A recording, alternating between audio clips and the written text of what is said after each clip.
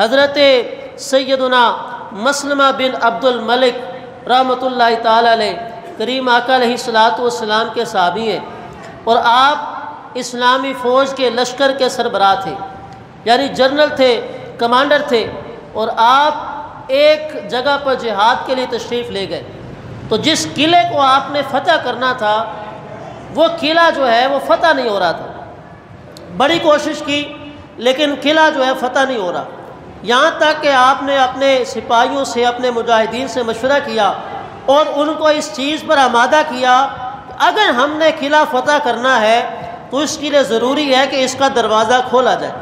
لیکن وہ قلعے کا دروازہ اس قدر مضبوط تھا کہ اس کو توڑنا جو ہے وہ مشکل تھا، ناممکن تھا۔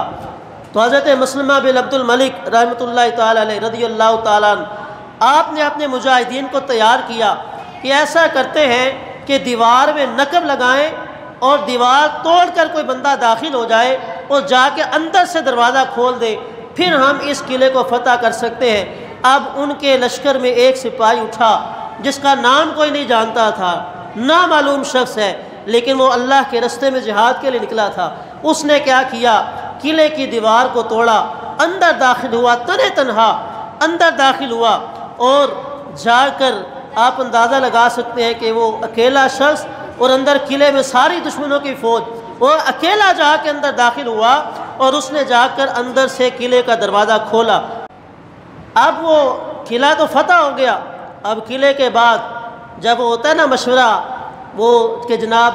جنگ فتح ہو گئی ہے تو کس نے کیا کارکردگی دکھائی ہے، اب حضرت مسلمہ بن عبد الملک جو ہیں وہ ہر ایک کا پوچھ رہے ہیں، لیکن وہ جو مجاہد تھا وہ آپ کو یاد تھا کہ آج کی جنگ جو ہم نے جیتی ہے، یہ قلعہ جو فتح ہوا ہے نا، یہ اس مجاہد کی وجہ سے ہوا ہے جس نے اندر سے جا کے دروازہ کھولا تھا۔ اب وہ انہوں نے اعلان کیا کہ بھائی وہ بندہ سامنے آئے جس نے قلعے کا دروازہ کھولا ہے، جس نے نقب لگائی ہے وہ سامنے آئے۔ ایک بار اعلان کیا تو پورے مجمع میں کوئی نہ اٹھا، پھر اعلان کیا،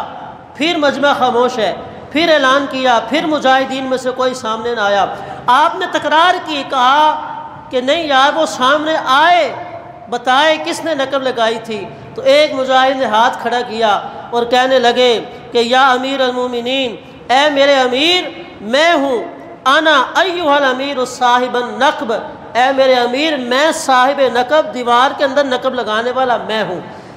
اب سب اس کی زیارت کرنے لگے، تو ساتھ ہی کوئی اور بات کرتے، امیر صاحب،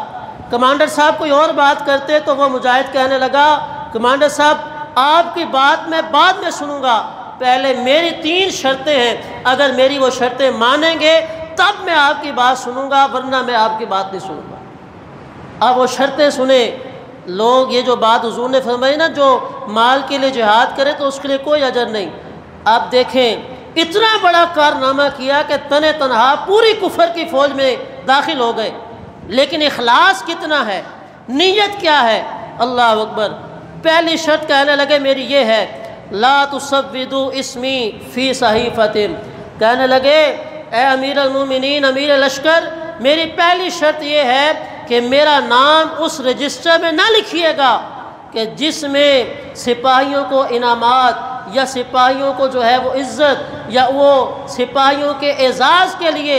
یا ان کا مال غنیمت سے حصہ لینے کے لیے نام لکھا جاتا ہے، اس رجسٹر کے اندر میرا نام نہیں لکھنا، اس کے اندر میرا نام ہے، حالانکہ حق اس کا پہلا بنتا تھا کہ سب سے اوپر نام لکھا جائے، لیکن اس نے کہا میں نے نام لکھوانے کے لیے یہ کارنامہ نہیں کیا، میں نے تو اللہ اور اس کے رسول کو راضی کرنے کے لیے کیا ہے۔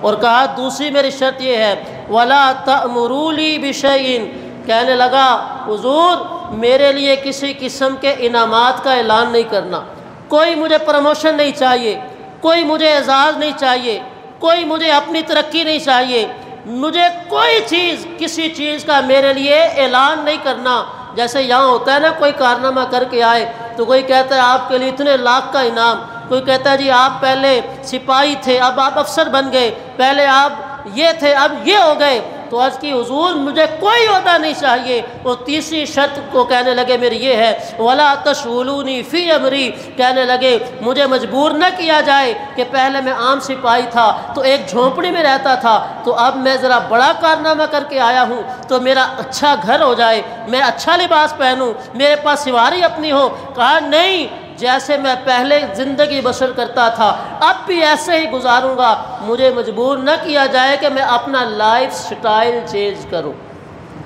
کہا یہ 3 شرطیں ہیں، نہ میں نے کوئی انعام لینا ہے، نہ میں نے اپنا کوئی نام اپنے اس رجسٹر میں لکھوانا ہے، اور نہ ہی میں نے اس پر کوئی مراعات لینی ہے۔ اور آپ نے فرمایا، کہنے لگے نہ ہی کوئی بندہ مجھ سے میرا نام پوچھے میرا نام کیا ہے۔ کہا بس جس کے لیے میں نے کرنا تھا میں نے کر دیا، جس کی سربلندی کے لیے کرنا تھا وہ کر دیا، اور جس کو راضی کرنے کے لیے کرنا تھا میں کر دیا۔ وہ حضرت مسلمہ بن عبد الملک رحمۃ اللہ تعالی علیہ، آپ اس مجاہد کے اخلاص سے اتنے متاثر ہوئے کہ جب بھی آپ دعا مانگا کرتے نا تو اللہ سے دعا کرتے اللہم اجعلنی مع صاحب النقب، اے اللہ جب تو مجھے مرنے کے بعد جنت عطا کرے تو میری خواہش ہے کہ جنت میں میرا ساتھی وہ بندہ ہو جس نے وہ قلعے میں نقب لگائی تھی، وہ جس نے میرے ساتھ جہاد کیا تھا۔ ایسا اخلاص والا بندہ میں نے کائنات میں نہیں دیکھا۔ میرے گرامی قدر حضرات، یہ تھا صحابہ کرام کا اخلاص، ان کا یہ جہاد فی سبیل اللہ کا جذبہ کہ اتنا بڑا کارنامہ کرنے کے بعد بھی وہ کہتے ہیں نہ مجھے مال چاہیے، نہ مجھے اپنا کوئی رتبہ چاہیے، نہ مجھے کسی قسم کی کوئی مراعات چاہیے، بس مجھے چاہیے یا اللہ چاہیے یا اللہ کا رسول چاہیے۔ ان کی